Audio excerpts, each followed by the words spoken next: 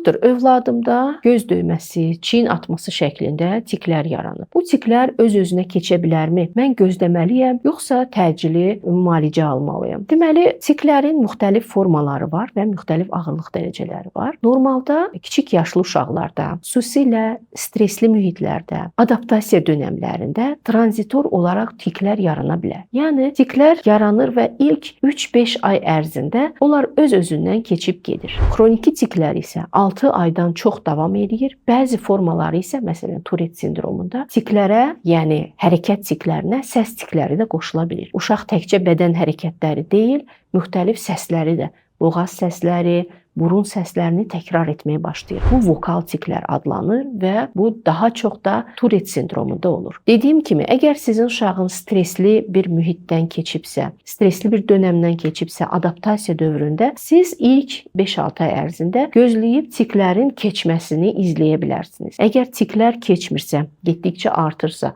və yanaşı davranış pozuntuları da qoşulursa, yəni, uşaq həmçinin qorxur, hər şeyə həyəcanlanır, qaranlıqdan qorxur, tək yatmaq istəmir, tək bayıra çıxmaq istəmir, məktəbə getməkdən də qorxursa, eyni zamanda, əlbəttə ki, bu mütləq şəkildə artıq müalicə olunmalıdır. Belə ki, bunlar getdikcə arta bilər və uşaqda tədricən nevroz formalaşa bilər.